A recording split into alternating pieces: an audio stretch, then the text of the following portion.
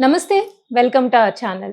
Senior journalist Damu Balaji గారు ఉన్నారు. వారితో మాట్లాడదాం. సార్ నమస్తే సార్. నమస్తే అండి. సార్ 'గేమ్ చేంజర్' మూవీ ఒక బోరింగ్ సినిమా అని ఒమైర్ సంధు అనే ఒక వ్యక్తి చెప్పారు సార్. దాని గురించి మీరేం ఉమైర్ సంద్ వెరీ కాంట్రవర్షియల్ పర్సన్. హ్మ్. అతను ఎక్కడ ఉంటాడో ఎవడికి తెలీదు. ఎక్కువ దుబాయ్‌లో ఉంటానని చెప్తాడు. హ్మ్. అతను అనేక కాంట్రవర్షియల్ స్టేట్మెంట్ ఇస్తుంటాడు. ప్రధానంగా అతను రివ్యూస్ ముందే చెప్పేస్తుంటాడు. Okay sir. ఎందుకంటే ఓవర్‌సీస్ సెన్సార్ జరుగుతాయి సినిమాలు. హ్మ్. వేరే దేశాల్లో సినిమాలు రిలీజ్ చేయాలంటే అక్కడ సెన్సార్లు జరుగుతాయి. ఎక్కువ దుబాయ్‌లో జరుగుతుంటాయి. హ్మ్. దుబాయ్‌లో ఇతను ఆ ఓవర్‌సీస్ సెన్సార్ బోర్డు మెంబర్స్ ఇతనికి ఫ్రెండ్స్ అన్నట్టుగా వాళ్ళు చూసి నాకు చెప్పారని ఇతను చెప్తుంటాడనమాట. Okay sir. అలాగా అతను అన్ని సినిమాలకి రివ్యూలు ఇస్తుంటాడు. హ్మ్. రీసెంట్‌గా 'పుష్పక్' కూడా ఇచ్చాడు. 'పుష్ప 2' చాలా పెద్ద హిట్ అవుతుంది. అసలు మామూలుగా లేదు సినిమా, ఇది వైల్డ్ ఫైర్ ఇవన్నీ చెప్పాడు అతను. హ్మ్. అతను చెప్పింది ఆ విషయంలో రైట్ అయింది. ఇప్పుడు 'గేమ్ చేంజర్‌కి' నిన్న ట్వీట్ చేశాడు. అది బాగా సంచలనంగా మారింది. వైరల్ అవుతుంది. ఆ హ్మ్. ట్వీట్‌లో అతను ఏం చెప్పాడంటే, ఇట్ డజంట్ వర్క్ అని చెప్పాడు. అది ఓహ్! పనిచేయదు. హ్మ్. సినిమా బాలేదు. హ్మ్. వీకెస్ట్ ఫిల్మ్ టు డేట్ అన్నాడు. అంటే రామ్ చరణ్ కెరీర్‌లోనే ఇది వీకెస్ట్ ఫిల్ము. శంకర్ కెరీర్‌లో కూడా ఇది అత్యంత బలహీనమైన సినిమా. వీకెస్ట్ హ్మ్. ఫిల్మ్ అని చెప్పాడు. మూడోది cringe and poor performances from the lead actors. Cringe అంటే అసలు బాలేదు. హ్మ్. పూర్ పెర్ఫార్మెన్స్‌లు లీడ్ యాక్టర్స్ ఎవరివి కూడా బాలేదు. హ్మ్. Boring and outdated story, screen play and dialogues. Story గాని, స్క్రీన్ ప్లే గాని, డైలాగ్స్ గాని కూడా బోర్‌గా ఉన్నాయి. అవుట్‌డేట్ ఎప్పుడో హ్మ్. పాత వ్యవహారం అని చెప్పాడు.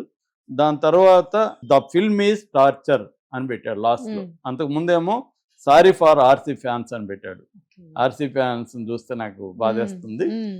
So, the film is torture అనేది అతని బాటమ్ లైన్ అన్నమాట. హ్మ్. ఈ ఫిల్ము ఒక హింస, చూసేవాడికి హింస అనేది హ్మ్. అతను చెప్పాడు. ఇది అతను చూసాడా? చూసినోళ్ళు అతనికి చెప్పారా? అవును సార్. ఇవేవి మనకు తెలీదు. హ్మ్. కాకపోతే అతను ఉమైర్ సందూది దేశవ్యాప్తంగా సంచలనం సృష్టిస్తాయన్నమాట. ఎందుకంటే హుహు. అతను కాంట్రవర్సీ‌లు పెడుతుంటాడు. హ్మ్. రీసెంట్‌గా గూడా 'గేమ్ చేంజర్' ప్రీ రిలీజ్ జరిగింది గదా! హ్మ్. రాజమండ్రిలో. అవును సార్. దానికి కూడా కింద క్యాప్షన్ పెట్టాడు. అంటే పవన్ కళ్యాణ్, రామ్ చరణ్‌ని హగ్ చేసుకుండే హ్మ్. ఫోటో కింద క్యాప్చర్ ఏంది పెట్టాడంటే ఫ్లాప్ చాచా ఫ్లాప్ భతీజా అని పెట్టాడు. అంటే హ్మ్. బాబాయ్ అబ్బాయి. హ్మ్. ఇద్దరు ఫ్లాప్ బ్యాచి అన్నట్టుగా కామెంట్లు పెట్టాడనమాట. ఇతను మామూలుగా చాలా సినిమాలు గతంలో హిట్ సినిమాలకు కూడా 'సలార్' లాంటి సినిమాలు, హిట్ సినిమాలకు కూడా అతను ఫ్లాపు బాలేదని పెట్టినవేమో హిట్ హుహు. అయినాయి. హ్మ్. గొప్పగా ఉంటాయనేవి ఫ్లాప్ అయిన సందర్భాలు కూడా ఉన్నాయి.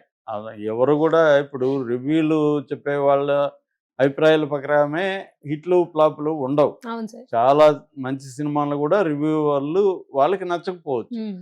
కానీ చాలామందికి నచ్చుతుంది. ఇప్పుడు 'పుష్ప 2'నే తీసుకుంటే సౌత్ ఇండియాల కంటే నా హిందీ బెల్ట్‌లో విపరీతంగా దాదాపు 1000,00,00,000, 800,00,00,000 దాటేసింది. హ్మ్. 1000,00,00,000 కూడా అయ్యే అవకాశం ఉంది. హ్మ్. ఇంకా దీనికంటే 2 మాత్రమే ముందున్నాయి. 'షారుఖ్ ఖాన్' సినిమాలు 2 మాత్రమే ముందున్నాయి తప్ప 'పఠాన్' ఒకటి, 'జవాన్' ఒకటి. ఆ రెండే 1000,00,00,000 దాటిన సినిమాలు.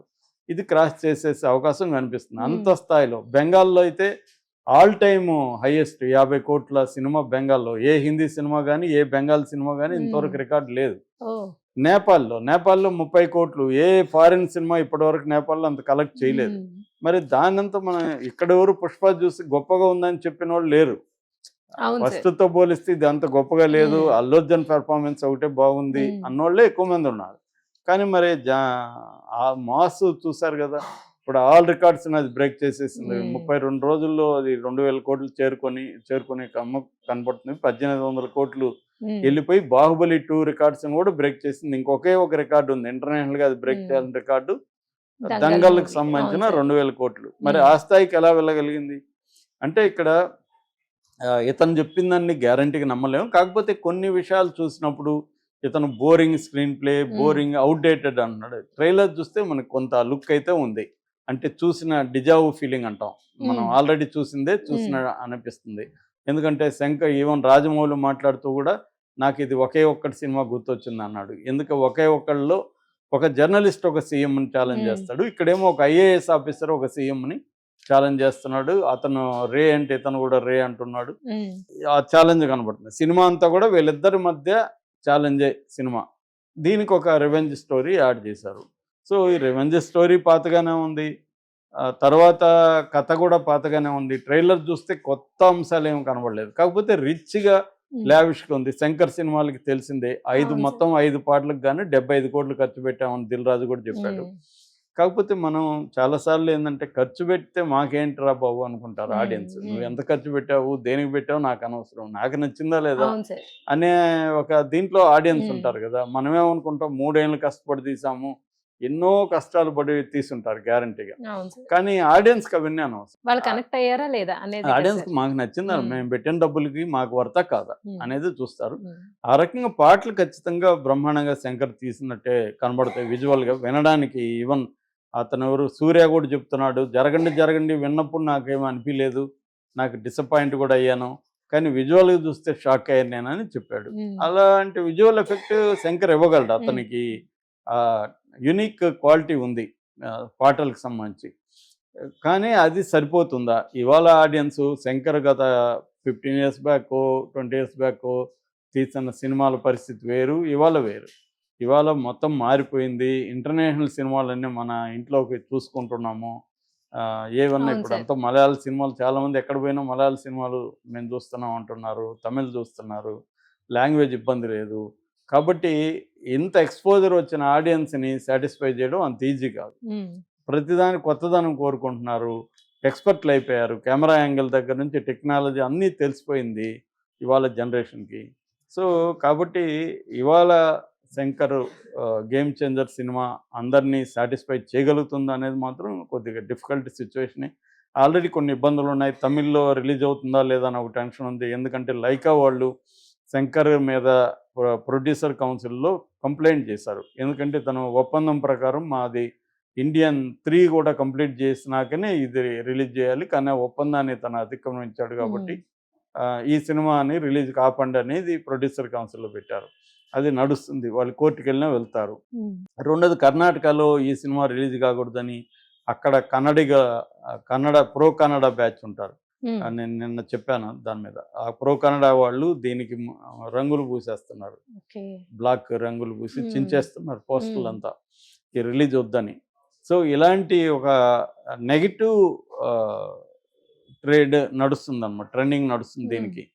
పైగా దీనికి హైప్ రావాలనంత రాలేదు.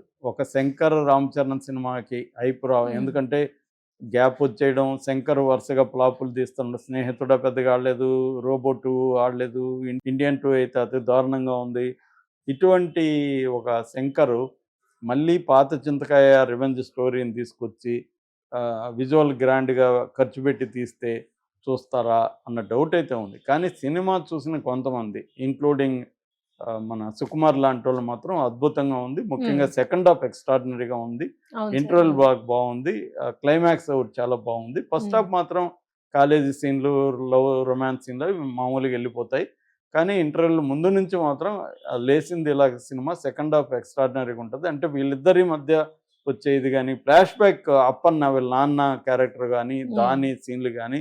ఎందుకంటే రామ్ చరణ్ కొత్తగా ఉంటాడు, ఆ గెటప్ ఇప్పటి వరకు రామ్ చరణ్ లేదు, కొత్తగా ఉంటుంది అనేది చెప్తున్నారు. ఇప్పుడు మనకి చిరంజీవి సినిమాలో చూస్తే ఇంద్ర ఉంది ఫర్ ఎగ్జాంపుల్, అట్లాంటి అనేక సినిమాల్లాగే ఇంద్ర ఉంటుంది. భాష ఇవన్నీ కలిపి కొట్టాడు చిన్ని కృష్ణ, అందరికి తెలుసు. అయినా అది మంచి పెద్ద హిట్ అయింది. ఎందుకంటే అప్పటి వరకు ఇతను ఫ్యాక్షన్ రోల్ చేయలేదు చిరంజీవి, కొత్తగా అనిపించింది. అలాగా రామ్ చరణ్ కూడా కొత్తగా అనిపించొచ్చాము, చెప్పలేము. టైట్ స్క్రీన్ ప్లే కూడా చెప్తున్నాడు ఎవరు శంకరు. అంటే రేసీగా ఉంటుంది, ఎక్కడ బోరు కొట్టదు. ఎందుకంటే ఇవాళ జనరేషను ఈ రీల్స్కి అలవాటు అయిపోయారు. 1 మినిట్ రీలు, 2 మినిట్స్ రీలు చూస్తే అలవాటు అయిపోయారు. అంత వేగంగా ఆ లోపలే అట్రాక్ట్ చేయాలి. అందుకని నేను ఎవ్రీ సీన్ని